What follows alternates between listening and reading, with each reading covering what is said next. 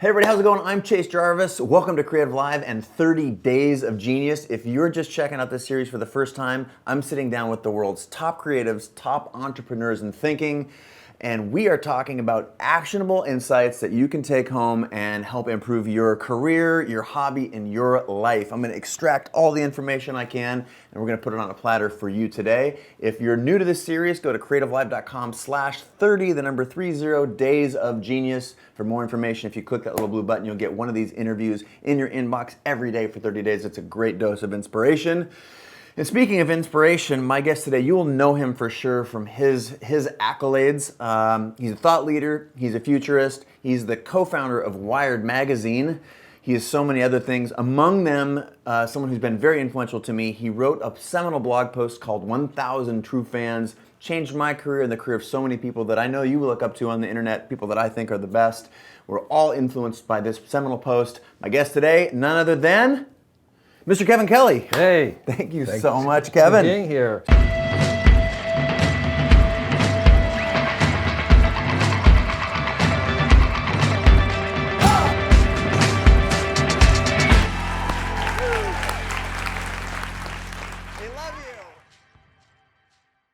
Kevin, welcome to the show. Hey, thank you really great. so much. I know you're a busy guy. You got a new book coming out in June, do. which we'll get to.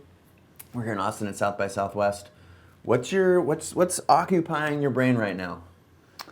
I mean, like today, okay. but also like Today, what's your focus? for the past 2 months, I've done a deep dive into VR, immersing myself into the immersive media, and I've tried every single VR that you could do. Wow. Including Magic Leap, including Void, including Meta, including all these ones that are not so public right now. Wow. But I've been trying them all to figure out whether this time it was real. Because I've been wrong about VR before. In what way were you wrong? In 1989, Jaron Lanier took me to his little office in Redwood City, and I tried VR, and it was like, oh my gosh, this is real. This is the future. This is going to happen. In 1989, and here we are. Here we are. So I was wrong. I thought that was imminent. I thought it was so good that I thought it was real. The problem is that it was just too expensive, way too expensive. And the real change is actually phones. Yeah, that's crazy. The screens of phones, the little accelerometers, and the tracking devices in phones, and the processing power in phones became so cheap that they took that same technology and put them into VR, and now you could do VR for $1,000 or less. And that's been the big change. Huge. And last year it was basically quiet on VR, and this year that's all anyone's talking about. Everyone's walking around with these things. Exactly. Scoble can't stop talking about it. Right. God, so it really just is something, and I think Yeah. what it's moving us from is internet of information, and sites like yours deliver the information. And we have Wikipedia, which is the information, and anybody in the world has access to all the information in the world, which is amazing. That's incredible. There's never a dinner table discussion that doesn't actually end in the answer is. Right, and we don't really appreciate how incredibly transformative having all the information accessible is, but VR is changing that, so we're going to go from an internet of information to the internet of experiences. And experiences is a whole other thing. For sure, that's So that's going to be the new currency, the new unit. The thing is, we're going to share, develop, trade, buy, invent, create experiences. How good, how fast? Maxim, I believe, is that we tend to overestimate the effects of technology in the short term and underestimate the effects in the long term. So I think there's going to be a little bit of trough of disillusionment right now, because I think there's going to be a few places where this is going to be taken up, like this year. Yeah. Games. Of course. Okay.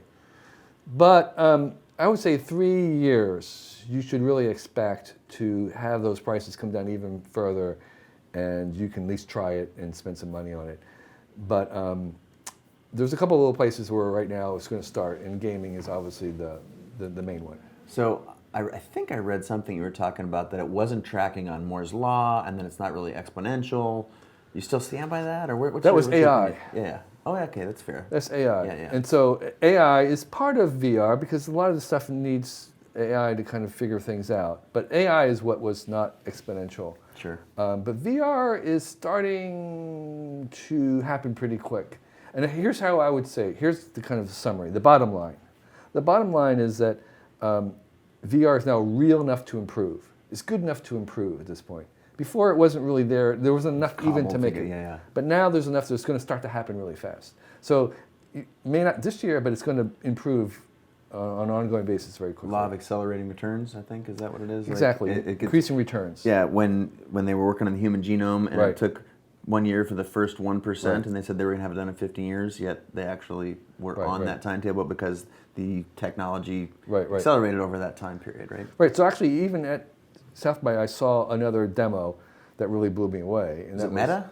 I've seen Meta, but Yeah. this was a capture, a technology that captures, like us right now. Sure. So they would have Three-dimensional They would have lenses. 12 cameras in here, and they would be capturing this. And then when you put the goggles on, you would really think that you were sitting right here and you were talking to me. You would have absolute convincing that that was really there. So, but that's a lot of processing. The high end is going to be in making those kind of games and things. Isn't going to be something. But eventually, you'll be able to, with 4 friends, take your phones, and 4 of you could set up and hold your phones, and we would be able to capture something, mother, first steps of baby, whatever it is.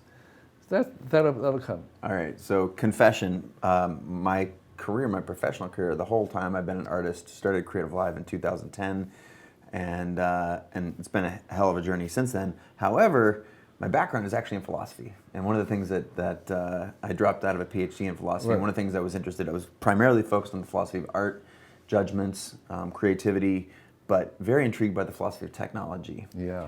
And so I'm intrigued, and it was that connection that originally pushed me to follow your work really early on, and specifically Wired Magazine.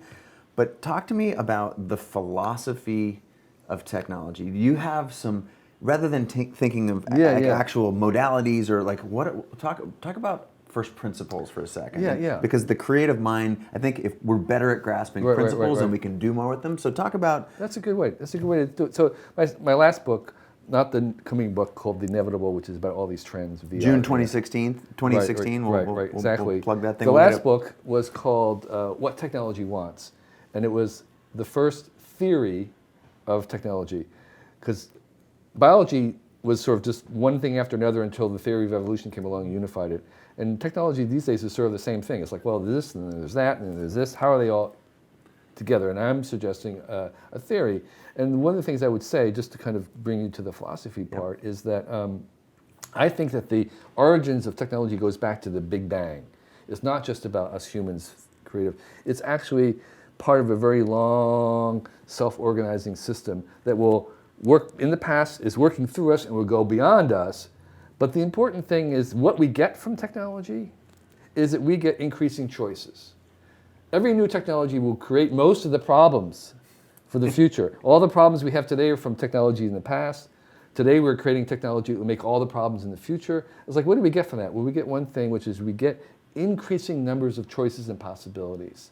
And so even though you may be working on something technological that may seem like, oh, this is consumer, people are just, they're just buying stuff that doesn't last very long, it's obsolete, it's maybe just getting people to click on ads, whatever it is, it's more important than that. When you are making something, you're actually participating in this very long trend that went back to the beginning of increasing the possibilities in the world. And imagine if you were Beethoven, had been born 1,000 years before anybody had invented the piano or the symphony. What a loss to us that would have been. Or if Van Gogh had been born before we invented oil paints. What a loss to him and to us that would have been. Sure. Or Hitchcock before we invented films. What if he lived 1,000 years before that? So we make these new technologies which enable their genius to be shared with us. So that means that today, somewhere out there, is a young person who is waiting for us to invent the technology that would let them shine. Their genius is waiting for this technology that we need to invent right now. And so part of what we're trying to do by inventing all this stuff and making all these things is to fill out this possibility so that it could liberate and unleash the genius of anybody in the world. Do you know the work of Michael Mead? I don't. Oh, he's I don't know what Michael would call himself, but he's the term genius. Right. That's part of the name of the series. You brought it up, and I think that at CreativeLive we talk about creativity is embedded in every human being, Right. and it's just our decision, our deciding to work on this, to elevate it, to point a flashlight on it. And the same is true with genius. And Michael Mead talks about genius being when you're aligned with your true self, then all of this stuff can sort of flow to you. And it's a huge thing for the people that are watching, for the fans Right. of CreativeLive, is there's sort of a whole posse of people that consider themselves creative, and they're going on about their world trying to make new things and invent these things that we're talking about here. And there's also the people who are sort of dormant, or they need to go from 0 to 1. Right. What would you tell the people who need to go from 0 to 1, who want to start making, or maybe advance their making, their creativity? How would you fit that into your philosophy and unlocking genius in anyone? Right. So I think there's a story that I really like, and I may have told it before, but I read it in a great book called Art and Fear. Oh yeah. Okay, and the story is basically about.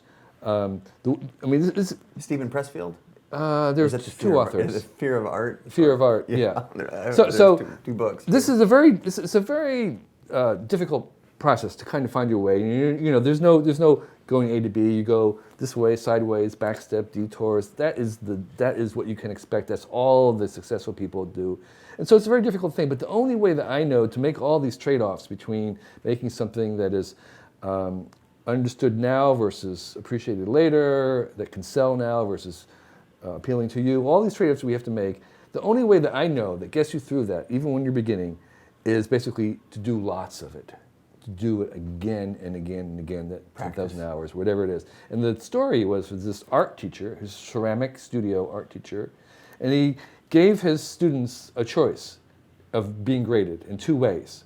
In one way, he said, you can submit one thing to me that you work on all semester, and I'll grade you on that.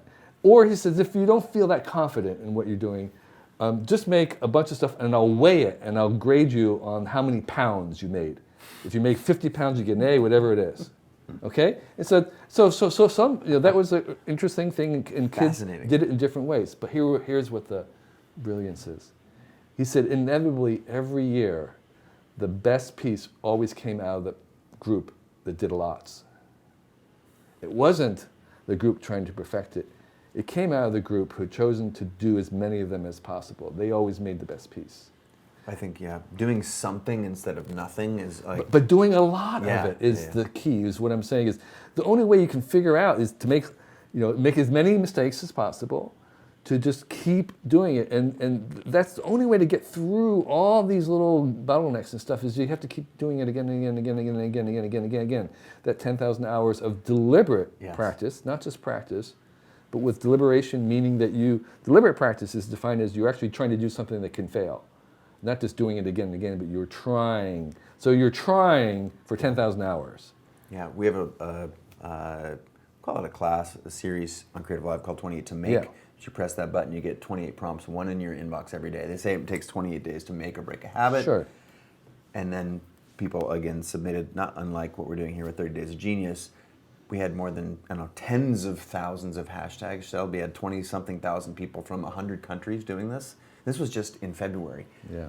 I mean, stunning, some of the things. And you can see transformations from day 1 to day 28 in a single person's work. Right. And it's just the act of literally doing it again and again and trying. Trying. Yeah, the try. It's not doing it for it, it's trying for it. Yeah, you're not going to close your eyes and scribble. Right. All right, so that was a little intellectually heavy to go straight to the philosophical stuff. I'm happy to do it. It really fires me up. But I'm going to flip the script here just for a second and go. It's not heavy, but it's the thing that I said in the intro to the show. Mm-hmm. The 1,000 True Fans post was hugely influential to me. What year was that? Do you remember? 2003 or 4, something in there. Like I started writing a blog, a personal blog at ChaseJarvis.com/blog, and I started making videos. It wasn't even YouTube then. It was this thing called Google Videos. Right. Terrible. And I remember the idea that it was, I would call myself a successful photographer at the time. I didn't know where I could take it, but I was already intimately aware of the relationship that I had or had to have with commercial clients. I was shooting big campaigns for Apple and Nike. And when people started paying attention to what I was doing and writing and saying and sharing, and I was cognizant of the following. I was not doing anything to build that following because the concept of building an audience, it didn't even exist. Right. Until I read your post. And it was like, wait a minute, this could or would equate to some freedom that that I typically wouldn't get. And now there's all kinds of, like, I also have a little fine art world that I've been working in, and even then, rich patrons, there are some sort of guidelines. And not that I'm looking for no guidelines, but freedom, that is very valuable. Give us a little background. What was in your mind when you saw this?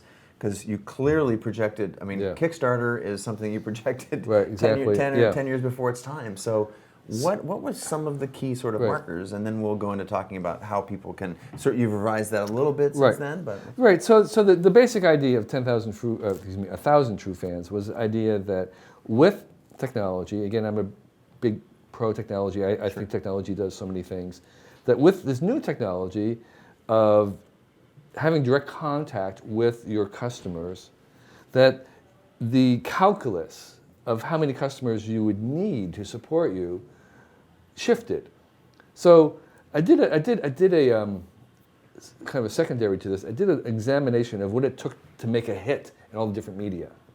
Got it. Like at one time, like right. So I did. It's like here's a musical hit. I took the 40th. What's the 40th most popular thing, whatever it is, on the radio, a song, a book, and how many copies or things did you need to get to at 40? And it was shocking. Like books, you could get on a bestseller list selling 10,000 copies. Yeah. Okay? And so I began to think about, well, what would it take if you were not going through the publishers, because they're taking most of the money, but if you could have direct access to your customers, what's that number? And then I was just doing kind of a mathematical calculation. Well, if you could have true fans who would buy whatever you did, who would come wherever you were singing, who would purchase each version and edition of whatever it is you produce, whatever it is, if you could have true fans and you could sell them $100 worth of content or creation a year, then you could maybe get by on 1,000 of them. That'd be 100 grand. 100 grand. You could probably do that. So even if that number wasn't correct, the order of magnitude was kind of there. Yeah. Saying that's not like a million. You don't need a million people. For sure, you don't need the. You don't hit need to be song, platinum. right? Yeah. You don't need to be out there. You can do something in a much more reasonable scale. And so, obviously, that number changes if you have more than one person, etc. Or if you want to have an intermediate. But the idea was that this new technology allowed us to be on a scale that we hadn't done before. Because 1,000 true fans, you could kind of almost know all the names of those. I mean, you can almost kind of see that in your head. Yeah, and those of us that have larger followings, I recognize people, and there are people going to me like, I'm Sammy Smith. Yeah, like, right. Sammy, you've been following me for years. Yeah, exactly, Great to meet right. you. Yeah. And that's just the true fans, because then there was the kind of the lesser fan that would still maybe get some of the things that you did a year, and so you could actually make something around that. But the but is that you have to directly interact with them. Yes. And there are artists who don't want to do that. They're busy. I want to make art. I don't want to deal with them. I'd rather have someone else do that. That's fine. I'm just saying. But if you are willing to do that, if you were to take that and enjoy that and are good at that, that is a path. And you don't have to reach for 1 million. You can reach for 1,000. And 1,000 is something you can imagine doing one by one over a certain number of years. You could see that. So that's the idea. I love that idea. Let me tell you the way it worked for me. Right. And I think this is it very closely ties to what we were just talking about the practice. Right. Like I can envision what it means to have 1,000 true fans. Exactly. And so what did I do? I did the work. Right. And I started building and making and sharing. I called it create, share, and then like sustain by doing whatever you could until the time where you'd have 1,000 true fans. Right. And those 1,000 fans came so fast. Yeah. Because I looked at how achievable it was, and definitely what I'd like to go to next is how to leverage technology for artists and creators. Like it was reasonable. It wasn't like, oh my gosh, do I need to be the next Cartier-Bresson or whatever, Right. whatever photographer or designer or entrepreneur that you aspire to be. I just needed to go to work. Right. And in that work, I found great joy. I was the amount of pressure that I put myself on.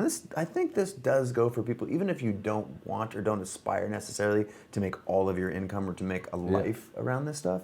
But just as a cycle of feedback, it just made it within reach. And I found that in doing that, not only was I creating a potential net for myself, but I was creating community because there's this relationship with the work that I was putting out in the world. So you said you're a technologist or you're a futurist and you like how technology. Can you talk to me about what you think, what's the next 1,000 true fans, or how should people be thinking about technology? Well, or is it the same thing applies, or has that evolved? Well, so when I wrote that piece, I was 12 years ago. I was looking around for people who actually got funded that way, and this was before Kickstarter. Kickstarter was not the first crowdfunded site. There were a couple sites that were experimenting with that. So obviously, that how having your fans finance and fund your work is brilliant. Yes. That is the technology. And by the way, there's lots of different platforms. There's almost 400 platforms worldwide. There's platforms that specialize in musicians or filmmakers. There's ones who do, like Patreon, who do ongoing process. There's lots of them. They're very powerful, and you should really, really consider them.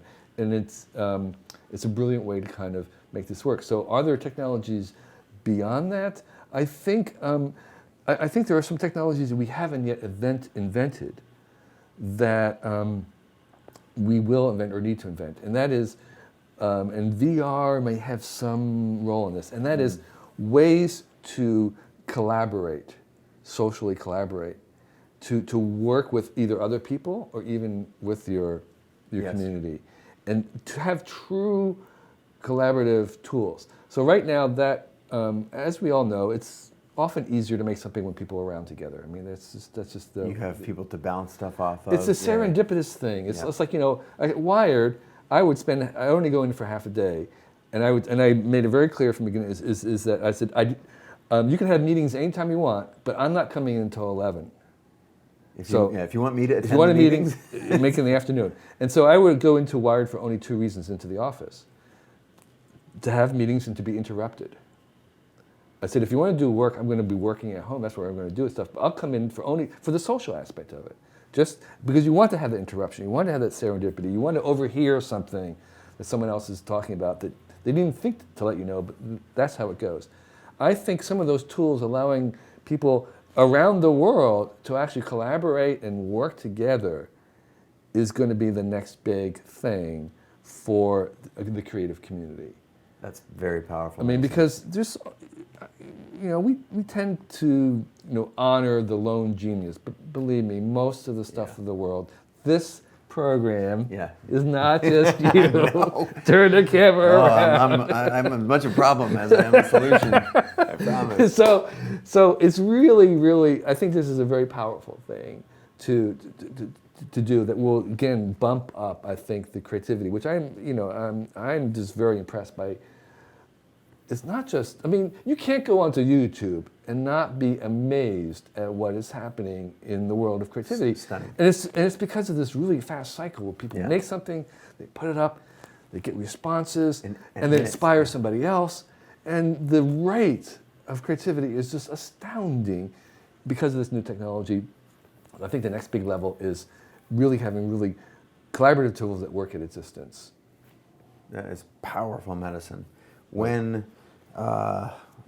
So if collaboration is a huge key to the future, and you think technology is going to enable that, what about these talk more about the face-to-face, like why you went into, and I love the term you use, interruptions. Like, because that tells me that someone else is having an idea that needs to get out. Yeah. And we talk whether that's a stroke of genius and not genius with a capital G, but maybe genius with a small g, but talk about that. Okay, so here we are, South by, this huge place. People from the creative industries and the digital world and the VR world are coming face to face into this one little city and bumping into each other. That we know will increase. And so this is back from my days when we made the first online communities called The Well in 1984. And one of the first things we discovered, besides this amazing real communities, real virtual communities, was the fact that it increased everybody's desire to meet face to face. Like the Sammy thing I was giving Right. earlier. It was like, hey, I want to meet you. Great. So that's not going to go away.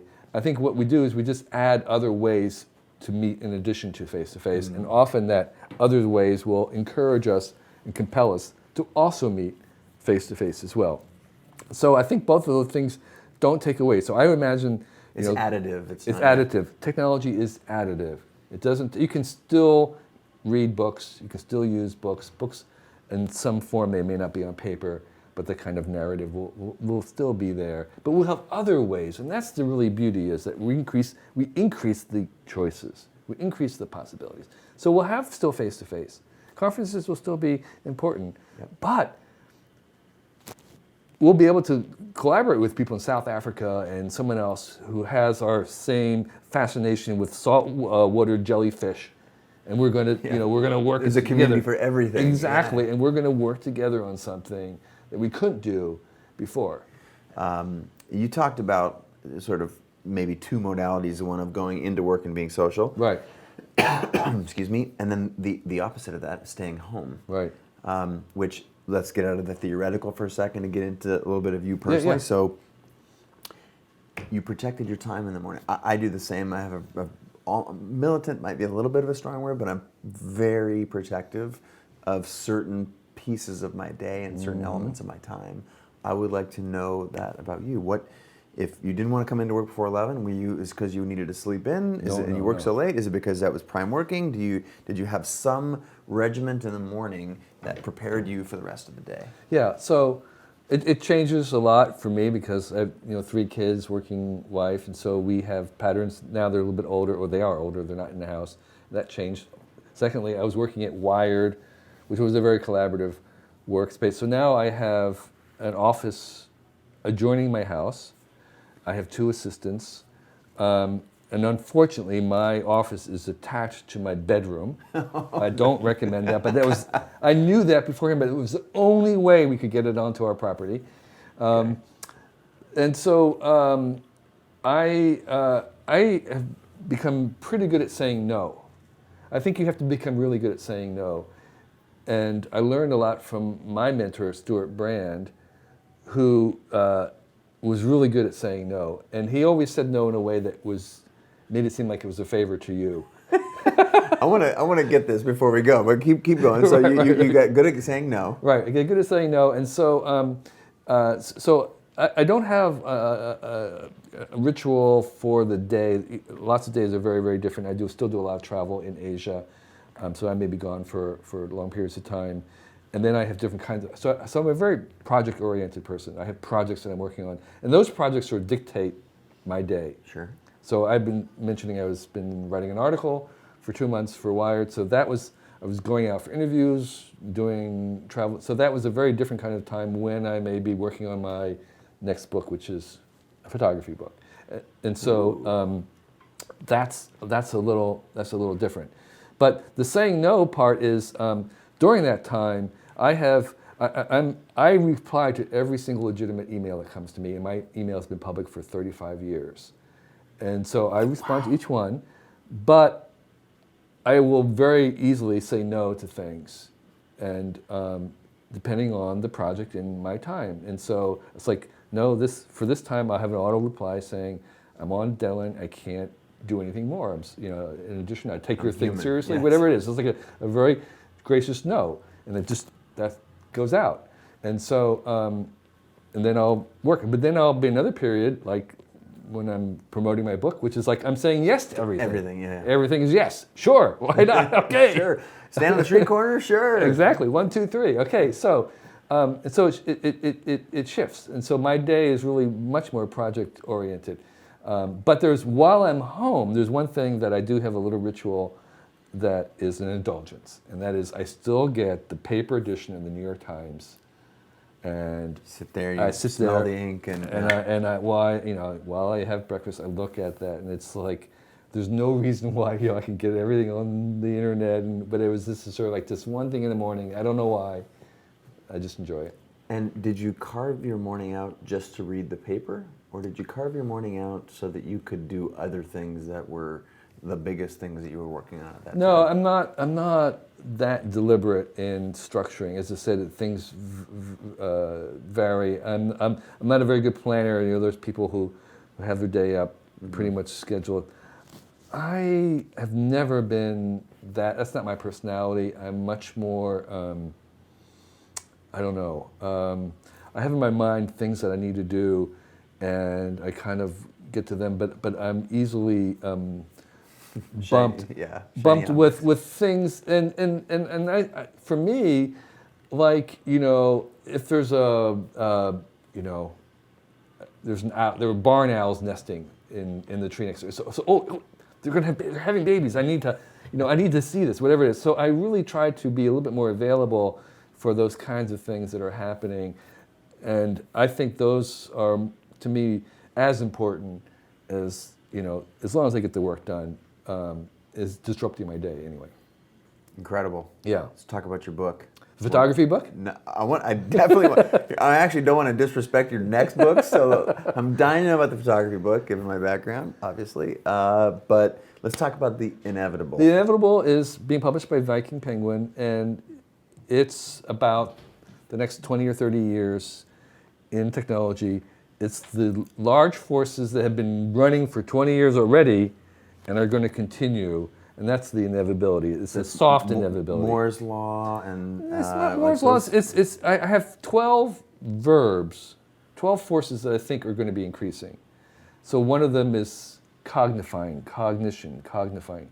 The idea that we're going to put AI into everything, and AI is going to be a commodity that you buy, and it will flow like electricity into anything. And then here's the formula for the next 10,000 startups out there. Take something, add AI that you buy from Google or Amazon. You can now buy AI from Google for 60 cents, 1,000 impressions.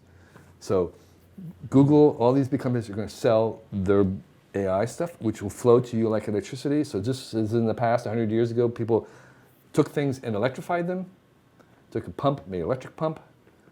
Took a car, made an electric car. Now we're going to take things and make them smarter, make them cognition, and that's going to be very, very powerful. Yeah, so it's not really about making. This is one of the philosophies of technology things that I was wrestling with quite some time ago. Actually, is like, okay, if machines are getting smarter, and you look at just do the math, and okay, but if it's the things that we're going to benefit from, not AI in and of itself. Exactly, right.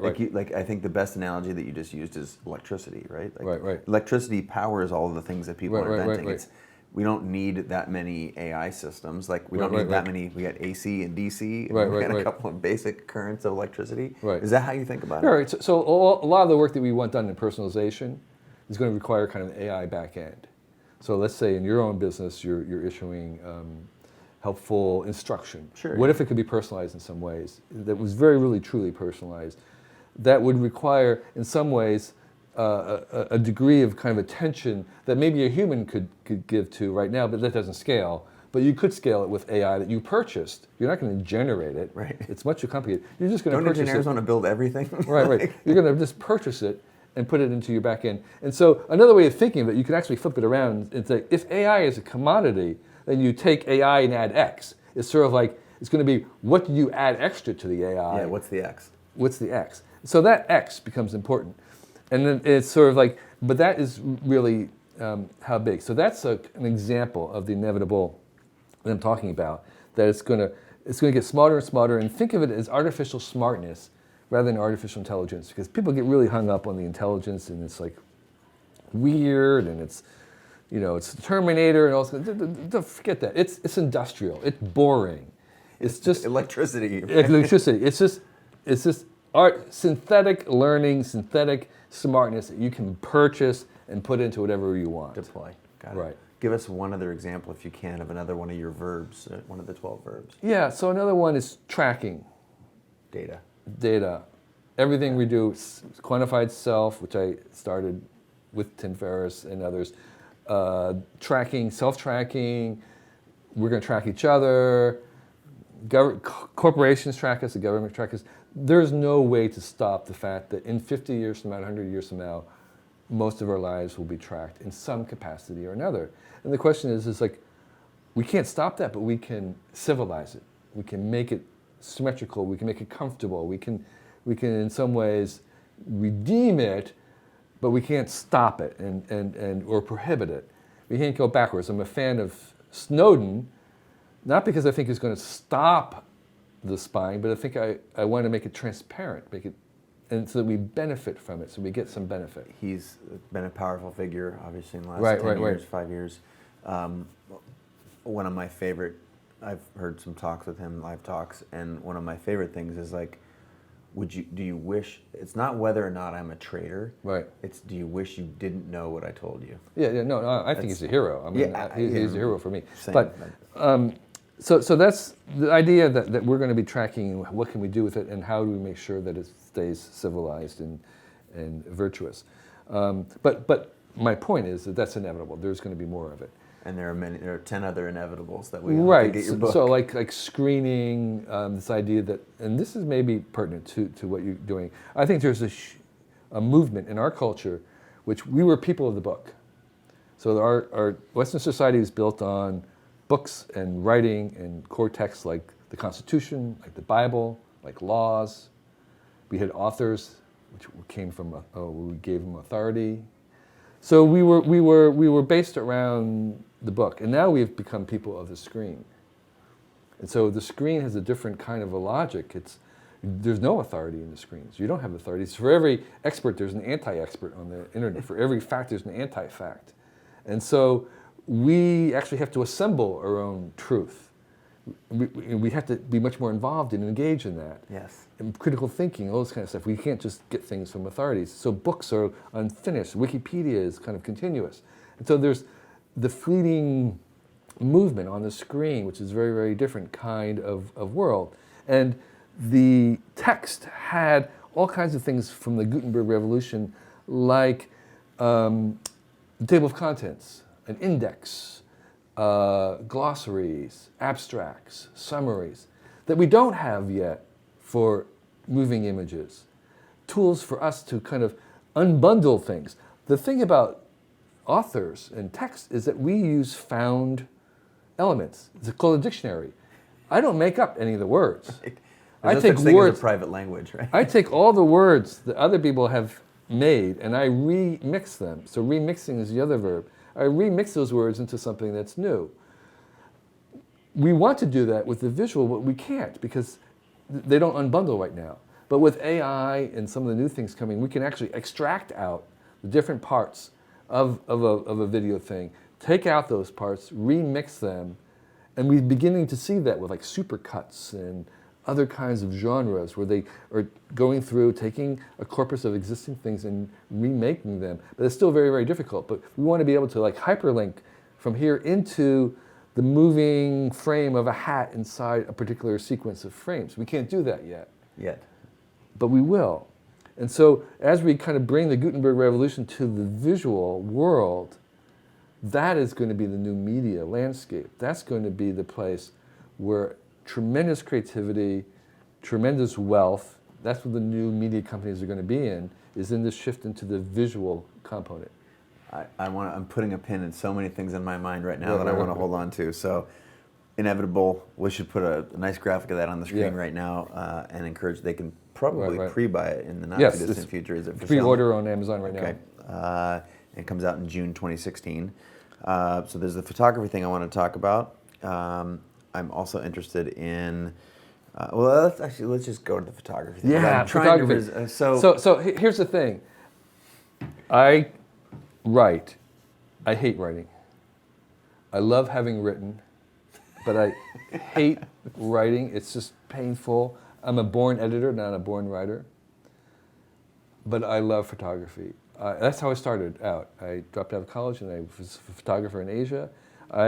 When I'm photographing, I'm happy. When I'm editing, processing, I'm like, I could just waste. I'm in that flow state. That to me is just what I love. That's breathing. And so I did a book for Taschen. I did a book of photography for Taschen called Asia Grace, and it was my work in Asia, and I'm now doing another one that's even bigger Also and with crazier. Taschen? Well, the way I did it with Taschen, and this is, Another model for us here? yeah, there's a model. So I did this photography over decades. I was working towards a book. I wanted to do a book, but I was a nobody in the photographer world. And doing a photo book was this huge thing. You needed to kind of be a big person. So I was waiting until the tools came. So it was Quark at that time. It was basically InDesign and Photoshop. So I scanned, I had very early scanning all my slides.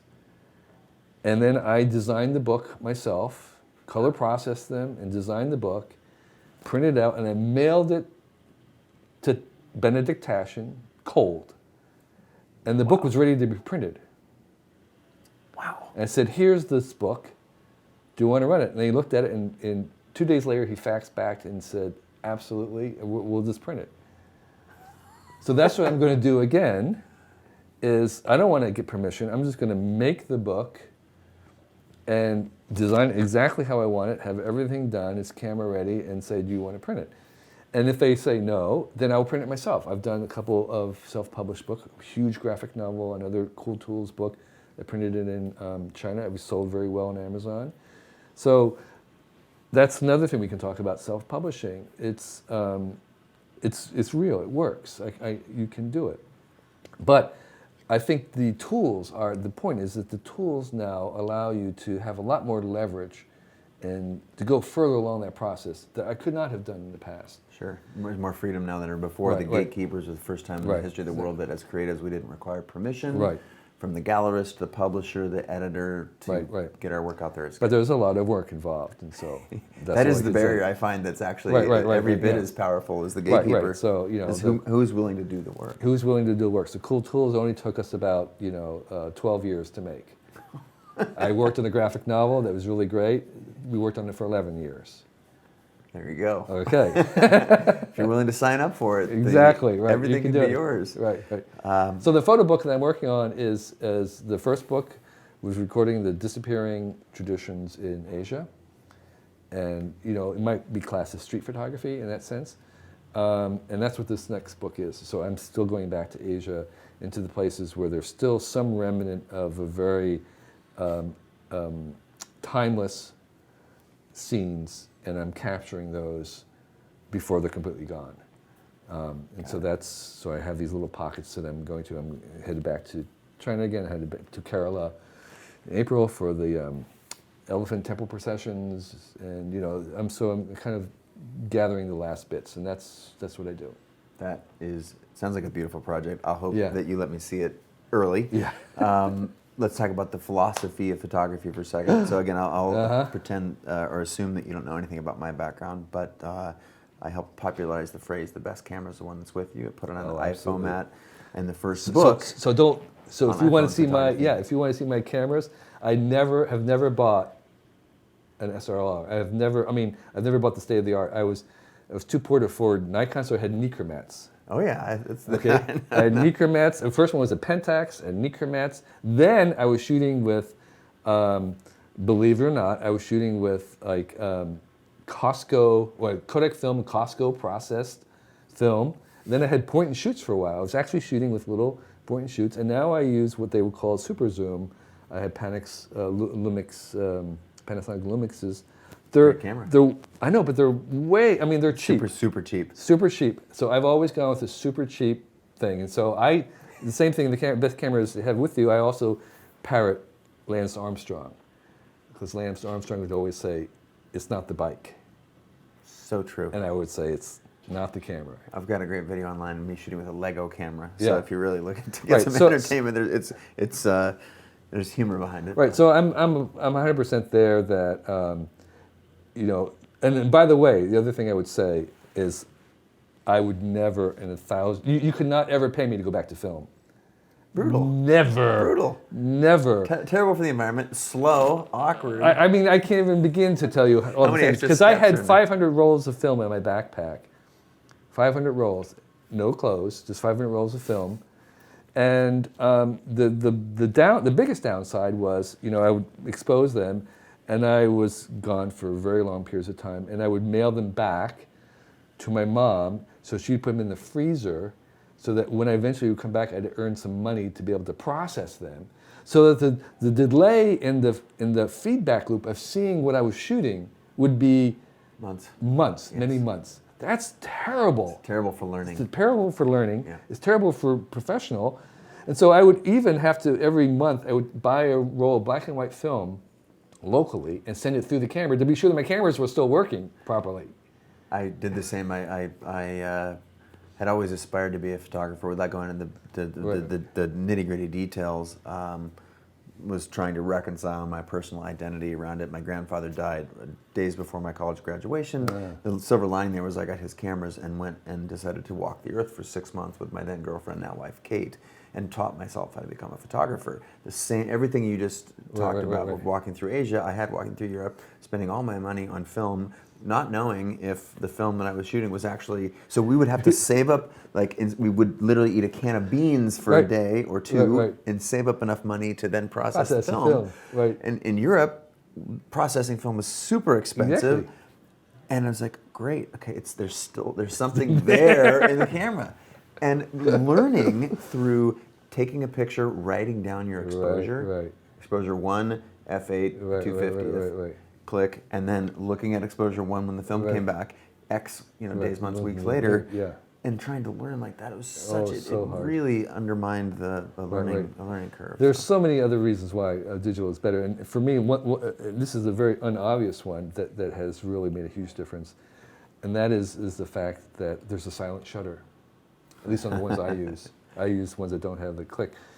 And because the kind of photography I do, which is a little bit invasive, I'm trying to capture kind of all candid, nothing is lit or anything, control light, in settings where I'm so fast that they don't even know I'm taking pictures or they're not even obvious. And so that was a huge thing for me, was just having the silence of the... Instead of the or an old Hasselblad. Kerplunk. Right. I mean, yeah. So that's the kind of stuff that I'm doing. So that for me, it was another big benefit. So when I started shooting with an iPhone, I shared this earlier before we started recording, was vilified. Like as a professional who's traveling all over the world shooting for Fortune 100 brands, iPhone, and it was the Palm Trio where I started taking pictures. Sub 1 megapixel camera, and when the iPhone 1 came out, I started taking pictures with it, and I was like, what are you doing? This is so horrible for our industry. Anyone can become a photographer. And I said, well, wouldn't it be interesting if instead of 60 million photographers, if there were 6 billion photographers? And the idea of having a camera and what is the proliferation of the image. Let's not only think about our narrow, myopic profession for a second. Let's think about the future of the world. So how do you see photography impacting the future of the world? Clearly, my philosophy is very much visual, 1,000 pictures, 1,000 words. So what I love about a photograph is it's a language that is universal, that it's almost instantaneously consumable. How do you think about these things? So I think where this is going to go is that, I'm not sure what the timeline is, but I think it's in the short term, is that we'll have VR capture. We'll have not just stereo, but a VR capture.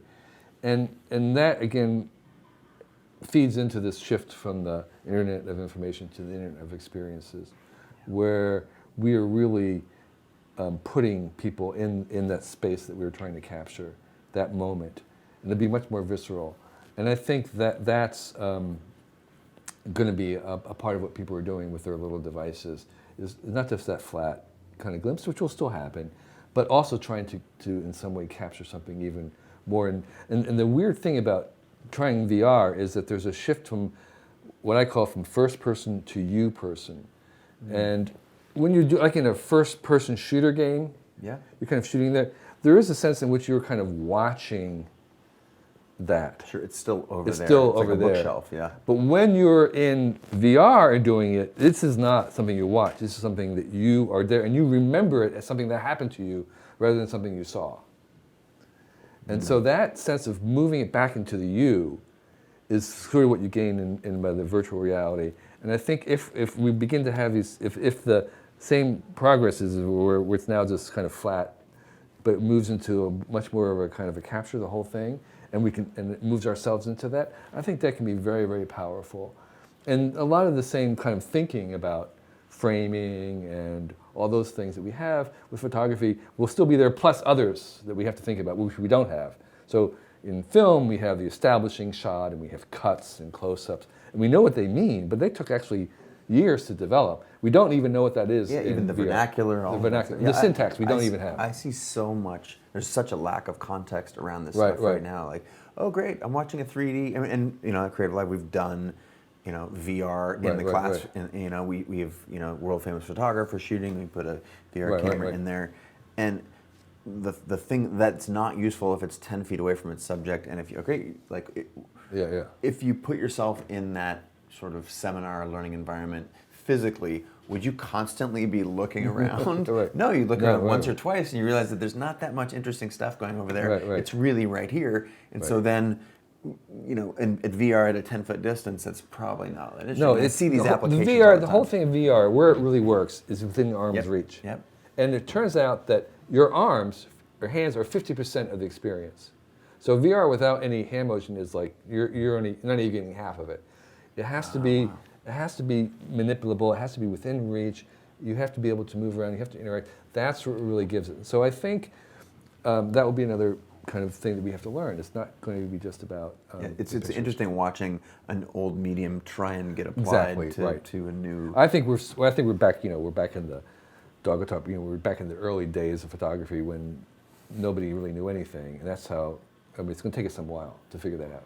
For certain. So I'm not sure of many things, but I am sure of the proliferation of images and imagery. Yes, absolutely.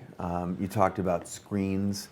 Is there a negative? Again, the way I talked about it was when people would say, "Oh man, so film is dead." Well, film's not dead. It's just you have to be weird to want to use it. But it has its own place. It maybe in young students it creates a sense of moving more slowly and you know more intentional compositionally. Absolutely. But it's like, do you really want to paint with oil paints now when you can paint with acrylics and it can dry? You can paint with tilt brush. 95% faster. Or you can paint VR. You can just create a masterpiece before your eyes. I guess with imagery, I know it's going to proliferate. Is there some negative? Well, I think I made a little using writing. No, exactly. So I made a little hint of it earlier, which is this moving from people of this book to people of the screen, and this is the sense that we're losing experts and authority, and that is not an easy thing to lose because understanding what is true, it becomes more difficult. It is something that you have to actually work a lot harder at, and we have to have the skills. So I believe in this thing called techno-literacy, which is that there's a certain number of skills that we're not going to learn just by hanging out in technology. Just as you don't learn calculus by hanging out with math books or whatever. You actually have to try and study and work at it. And driving a car, you have to actually train. So I think working with technology and learning some of these skills about critical thinking is not something that is going to be done just by being online. I think you actually have to train and be taught it. And how to assemble, extract out, understand how things work to get your truths, plural, from this. And so that's a downside. And then there's the ephemeral nature. I mean, a book is fixed and monumental. It's done. There's other stuff. The screen is forever changing. It's ephemeral. There's live streams. There's this time component that is very different, and that's a challenge. There are negatives involved in that. There's downsides. One of the negatives that you talked about. We're creating the problems of the future exactly, today. Right. And so I think there's going to be 49% of this stuff that we're doing is terrible, it's harmful, it's bad, but 51% is good. And it's that tiny delta, that 2%, that we compound every year. That's what civilization's out of. So it's true. If you look around and you say 49% of this stuff is terrible, you're right. Climate change, very real, very terrible. real. We got to figure Climate it out. change, endocrine disruptors. I mean, there's lots of really bad stuff that we're doing, and I think the distraction that people talk about is real. You know, all these things are real. They're real things. I'm not slighting them. I'm just saying that when we stack them up, that there's actually 2% more good, whatever that number is. I don't know. Sure. That will propel us forward, and that here's the second thing about that is that I believe that most of the solutions to those problems is more technology, not less. So I make the analogy, talking about the philosophy, is that technology is like ideas made real.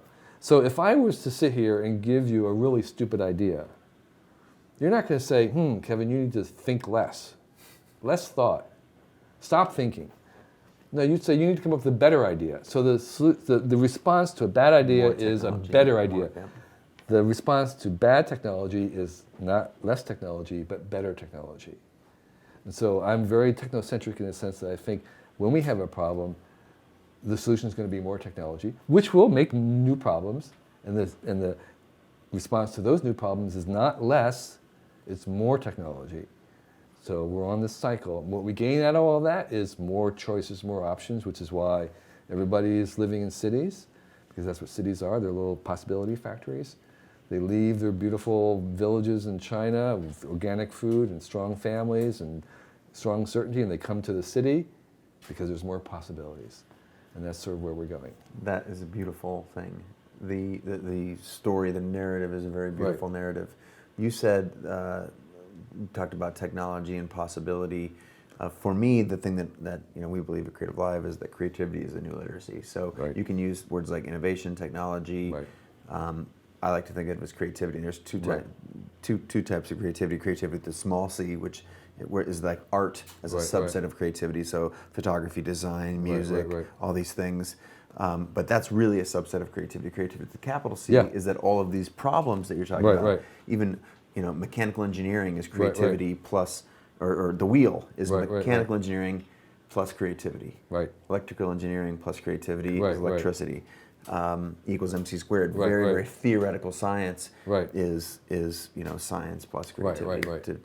So I'd love to hear a few thoughts of yours on creativity as a discipline, as a practice. The fact that there's all kinds. I think it's Mark Runco from the University of Georgia saying that creativity begets creativity. So literally taking pictures with your iPhone can make you a better brain surgeon. You're unlocking all these. I believe that. So philosophize for me on that, if you will. Well, the one thing I say about the creative lifestyle, the creative impulse, is that the 95% of the results of creativity are failures. And so Derek That's Sivers, why it's a volume game. Derek Sivers is really inspirational to me in the sense of asking himself, how good was my failure today? It's like today, what did I try that didn't work, and did I try something that didn't work? And so that's, to me, that's a real inspiration to really strive for that, to every day try to do something that I could have failed at, so I think that's part of the process, and that acceptance of small failures. So you want to fail forward, you want to fail on an ongoing basis. You don't want to have big disasters, which is what the Soviet Union and others did, was by eliminating all of their chips into by having all this planned stuff and eliminating anybody who could fail. They all fail at the end. It's the same thing with evolution. Evolution is such a powerful force is because it's on a daily basis making mutations and other things. Where there's small failures, they're not log jammed into big failures. And so I think that sense, and that's one of the big differences, say, in the U.S. and China right now, is that China is struggling with its culture, and part of it is that there are two things that they are struggling with. One is the tolerating failure, and the second one is questioning authority.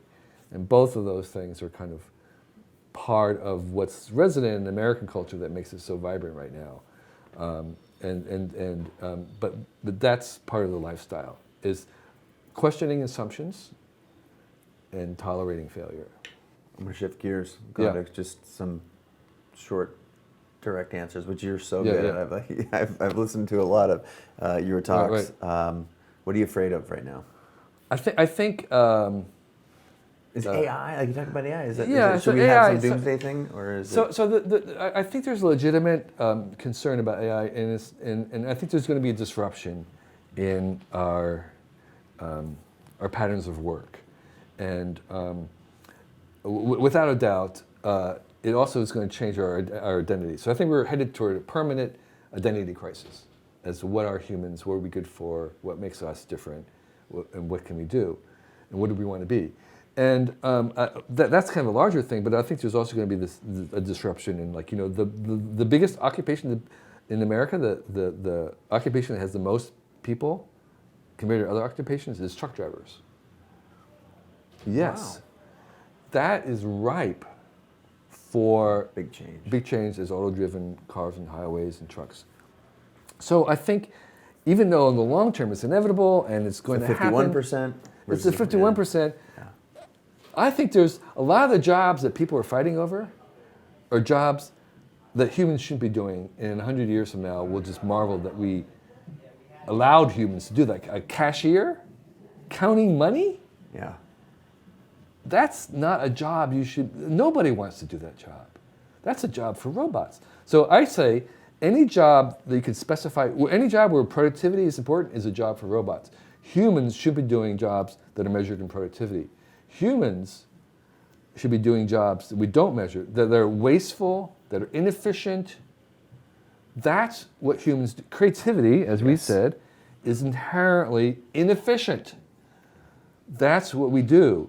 Any job where efficiency is important, send it to the robots. It's one of the reasons that I say that creativity is the new literacy. Imagine if we put the same amount of effort and time, in a immediately post Gutenberg world to make literacy, because it changed the mortality rate, the birth rate, all these things, and it was an incredible boost. What if we put that same sort of intensity and intention around creativity?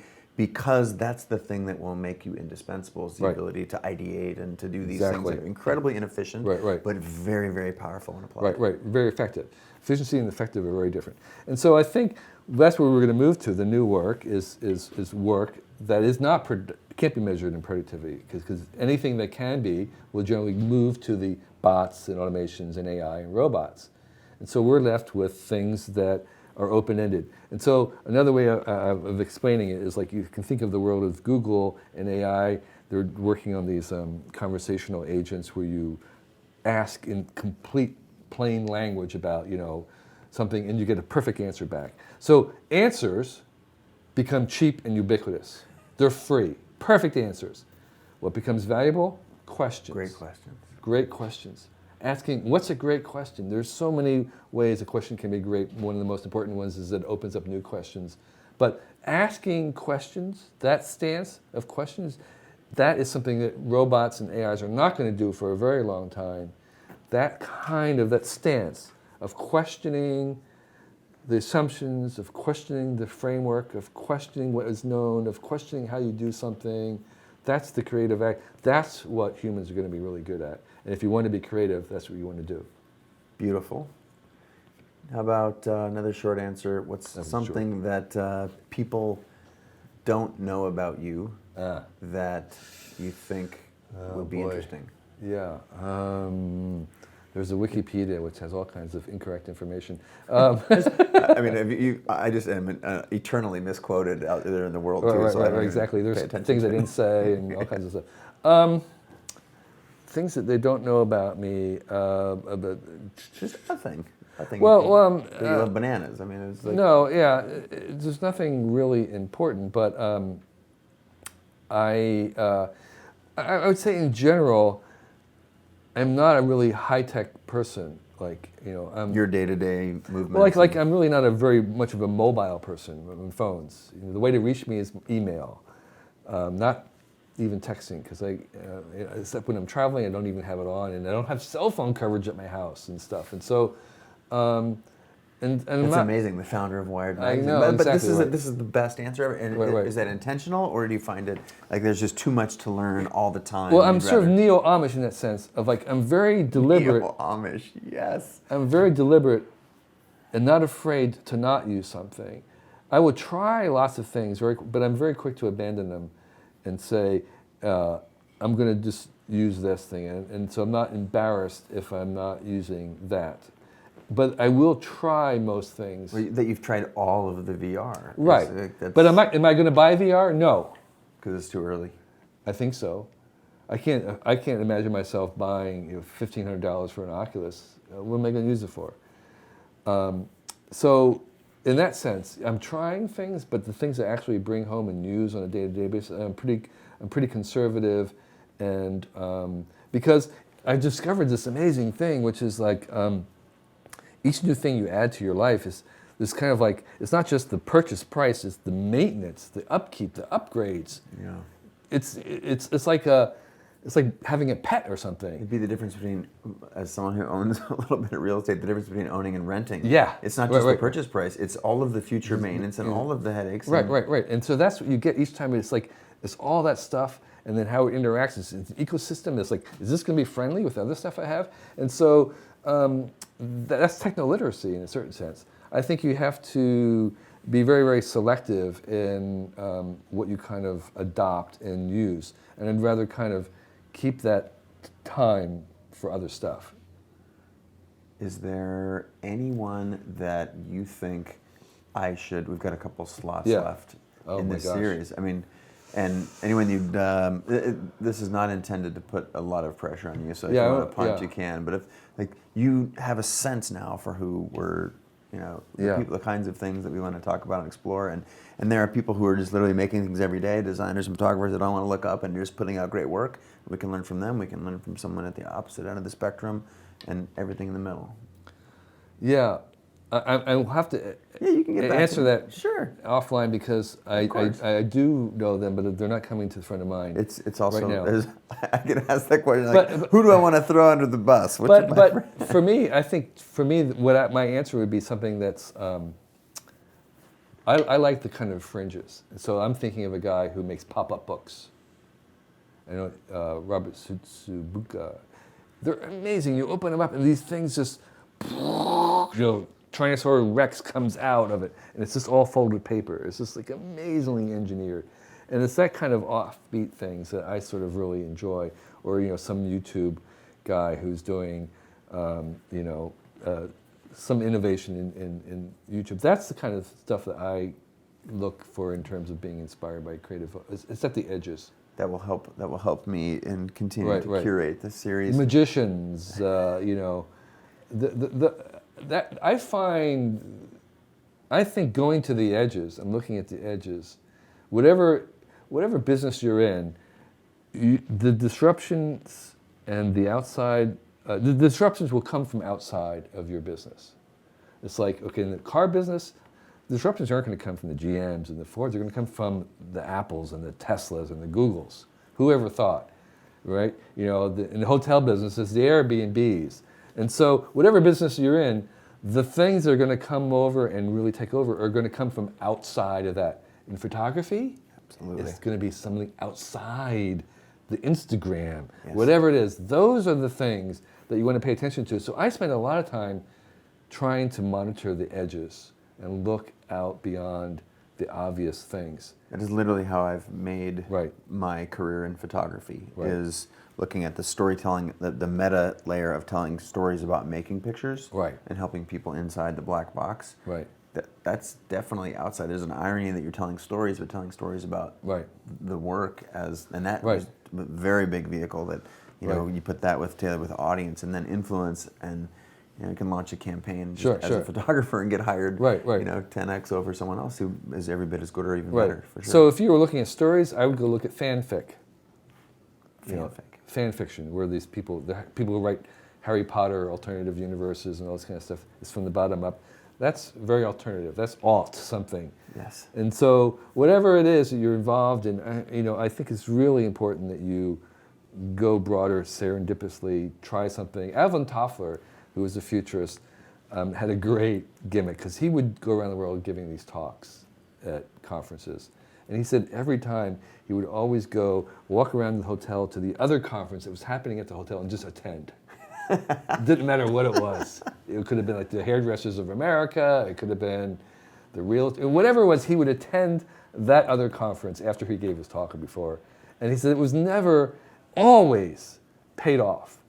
And just having him think about something or encounter something wasn't on his horizon, that he understood, well, this is connected. What is a form of powerful medicine? Oh boy. Reading. Favorite books? Give me a couple, Reading two or deep. three. Favorite books. Well, Yes, I mean, that's one thing. is Or books- how about not favorite? Let's do this. Let's do recommended. Because Yeah. favorite and recommended are often very different. So I'm reading a book right now that's very interesting called Super Forecasters. Generally predicting things always wrong. People like me are always usually wrong. But it turns out that with training, you can actually become better at predicting. And so this guy has Is it pattern recognition at the core of it, or what is the... No, it's not that, because it's actually unlearning. It's actually being able to forget like certain things and to question the assumptions. And finding patterns, we're kind of like, we overfit things. We tend to find patterns that we have preconceived notions of, and it's letting it's based go. on the boundaries of your knowledge, Right, it's right? letting go of those preconceived things that's really the heart of it. Powerful medicine. Right. Got it.